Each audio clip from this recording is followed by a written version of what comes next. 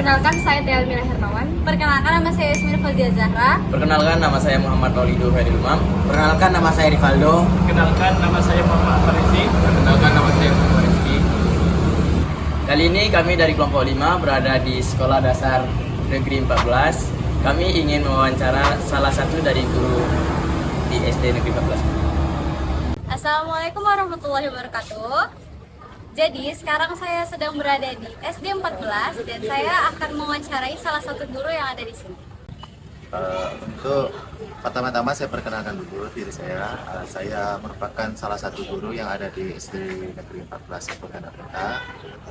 Saya bertugas dari tahun 2021 tepatnya, jadi kurang lebih sudah 2-3 tahun saya mengajar di sini. Pertama, bagaimana sejarah yang ada di SD 14 Pontianak?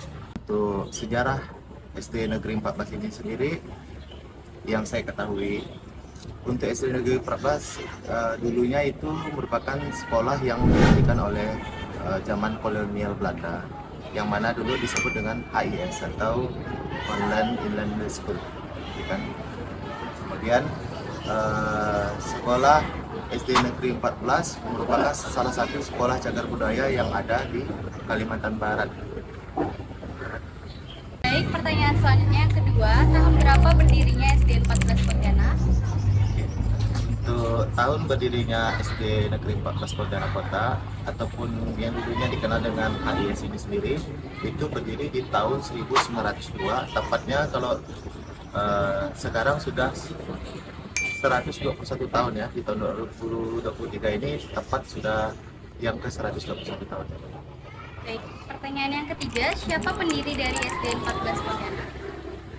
Pendiri dari sekolah SD Negeri 14 ini, sesuai dari sejarah awalnya, dulunya SD Negeri 14 ini didirikan oleh pemerintahan kolonial Belanda yang sudah awal tadi saya sebutkan, yaitu dikenal dengan HIS, sekolah Holland Inland School, didirikan oleh pemerintah Hindia Belanda dan diperuntukkan untuk anak-anak dari pejabat Belanda itu sendiri. Baik. Selanjutnya, bagaimana perkembangan SD 14 Pontianak? Mengenai perkembangan SD Negeri 14 Pontianak Kota ini sendiri, berdasarkan sejarahnya, jadi di tahun 1902 itu sekolah ini hanya diperuntukkan untuk anak-anak dari pejabat pegawai Belanda, kan? Kemudian baru di tahun 1928 sekolah ini, HIS ini, dibuka untuk kaum pribumi. Tetapi sayangnya yang boleh bersekolah di sekolah ini hanya bangsa-bangsa priai, ya, kaum pribumi yang tergolong ke kelas bangsawan. Jadi baru di 5 tahun setelah Indonesia merdeka, di tahun 1950, sekolah ini benar-benar dibuka untuk masyarakat umum. Jadi yang boleh bersekolah itu dari kelas manapun, kelas atas, bawah, dan menengah di lapisan masyarakat boleh bersekolah di sekolah ini. Hingga sampai saat ini di tahun 2023, SD Negeri 14 memiliki peserta didik sebanyak kurang lebih 300 lebih jumlah siswa dan siswinya. Kemudian untuk jumlah guru juga kami di sini ada berjumlah 17 orang beserta kepala sekolah. Mungkin itu saja perkembangan dari SD Negeri 14 Pontianak. Dan selanjutnya, apakah SDN 14 masih bangunan asli atau pernah beberapa kali dipugar? Berdasarkan informasi yang pernah saya dapatkan dari para guru-guru yang sudah senior di sini, untuk SD Negeri 14 ini sudah mengalami beberapa renovasi, tetapi tidak merubah struktur asli dari bangunan yang ada. Jadi hanya perbaikan kerusakan seperti atap karena kemarin berubah, kemudian beberapa bagian dari bangunan juga sudah dirubah, tetapi tidak merubah struktur asli dari bangunan itu sendiri.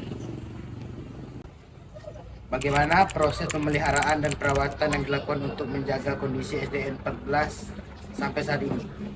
Oke, untuk sekolah ini sendiri, kami sebagai warga dari SD Negeri 14 Pontianak Kota tentunya untuk menjaga sekolah yang sudah termasuk sekolah cagar budaya itu, biasanya kami di hari Jumat dewan guru dan peserta didik itu melakukan kegiatan bersih-bersih lingkungan sekolah, ya kan? Seperti melakukan kegiatan memungut sampah yang ada di area sekitar sekolah. Selain itu juga ruangan-ruangan kelas yang ada di bangunan SD Negeri 14 ini, di Sekolah Cagar Budaya ini kami jaga dengan cara membersihkan, mengelap dinding-dindingnya, biasa dilaksanakan di hari Jumat. Seperti itu. Kurang lebih. Apakah pada inspirasi khusus pengembangan SD 14 ini? Gaya arsitek ataupun bangunan yang ada di Cagar Budaya, Sekolah Cagar Budaya ini, sekolah ini memiliki bangunan panggung dengan tiang yang terbuat dari kayu tendian. Selain itu juga memiliki 5 tangga masuk seperti yang adik-adik bisa lihat di sini. Memiliki 5 tangga masuk dan memiliki 7 ruangan kelas. 7 ruangan kelas yang dipisahkan oleh kayu. Kemudian masing-masing kelas itu juga memiliki 2 jendela yang terdapat di bagian depan maupun di bagian belakang. Jendela yang terdapat di ruangan ini memiliki dalam jendela kayu yang terbuat dari bilah kayu yang disusun sirih. Dulunya berarti ini sudah seperti ini ya. Sedangkan daun jendela bagian dalam berbahan kayu dan kaca memiliki tinggi setengah dari kusen jendela. Bagian jendela kedua ya.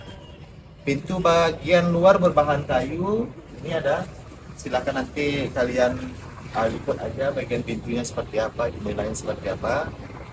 Bagian itu tadi saya bilang terbuat dari kayu dan terdapat lubang angin di atasnya yang terbuat dari bilah kayu yang disusun sirih.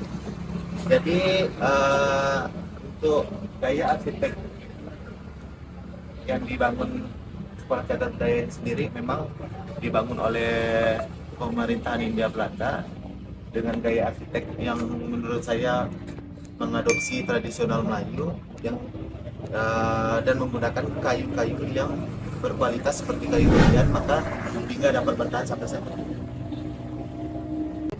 Baik, untuk pertanyaannya selanjutnya, bagaimana kondisi lingkungan di SD 14 pada saat ini? Oke, untuk masa saat ini di tahun 2023, SD Negeri 14 ataupun Sekolah Cagar Budaya bangunan lama yang ada di sini tetap kita fungsikan. Jadi kita di SD Negeri 14 memiliki 12 rombel, yaitu dari kelas 1 sampai kelas 6. Jadi ada 1A, 1B hingga ke 6A dan 6B. Ada 12 rombongan belajar. 12 kelas ya.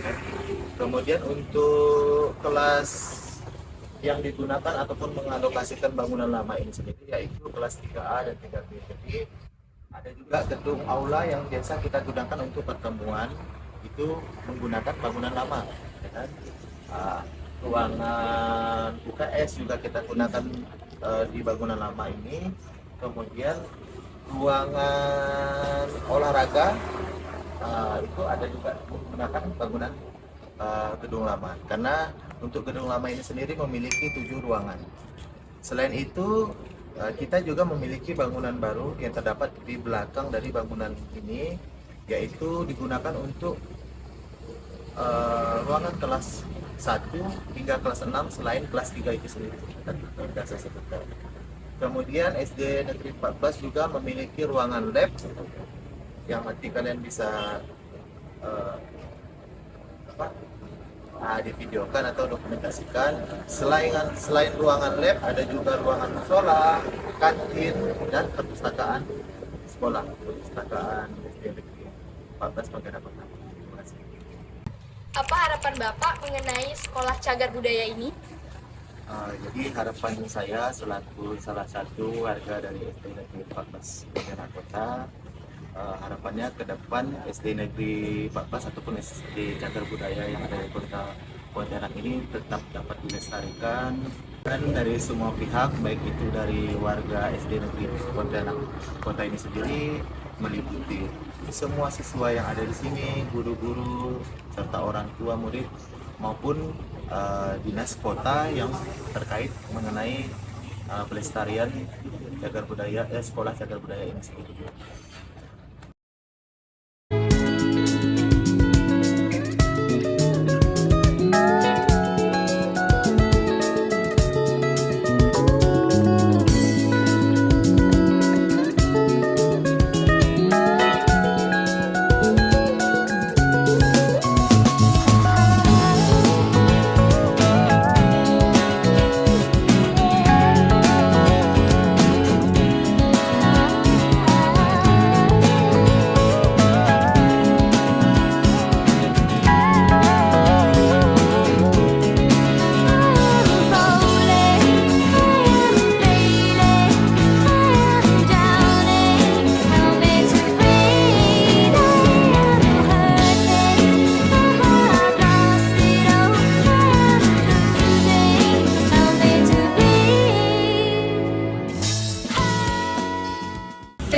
kasih telah menonton keseruan wawancara kami. Wassalamualaikum warahmatullahi wabarakatuh.